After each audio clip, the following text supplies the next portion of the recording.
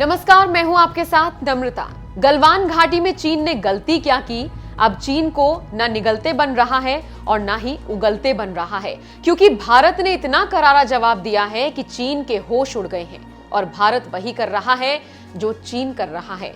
चीन सेना लाया, भारत ने सेना बैठा दी। चीन ने सारे खतरनाक हथियार, लड़ाकू विमान और सैनिकों के साजो सामान को लेकर गलवान घाटी पहुंचने की हिमाकत की कि भारत ने उससे बड़ा ऑपरेशन करते हुए अपने सैनिकों और भारत की सीमा को सुरक्षित करने के लिए सारी ताकत झोंक दी और साजो सामान, लड़ाकू विमान, मिसाइल, तोप, टैंक लेकर पहुंच गया।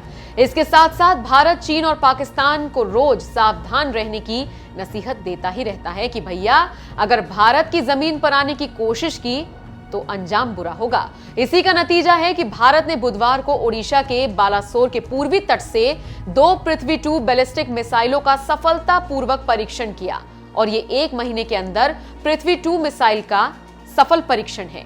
इसी साल 20 नवंबर को ओडिशा तट से इस मिसाइल का सफल परीक्षण किया गया था। पृथ्वी 2 मिसाइल को डीआरडीओ ने स्वदेशी तकनीक से विकसित किया है।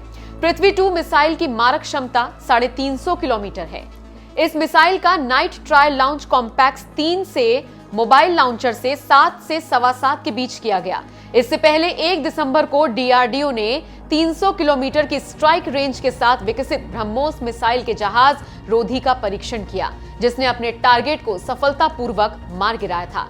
पृथ्वी 2 500 से 1000 किलोग्राम भार तक के हथियारों को लेकर जाने में सक्षम है।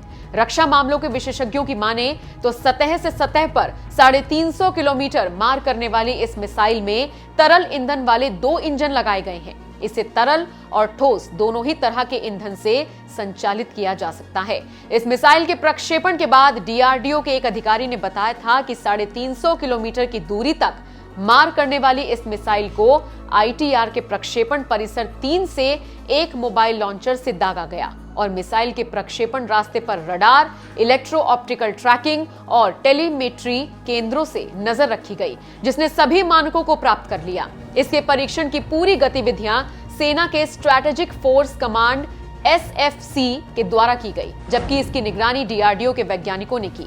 तो आप समझ सकते हैं कि यह कितनी बड़ी उपलब्धि है और इसका संदेश क्या है।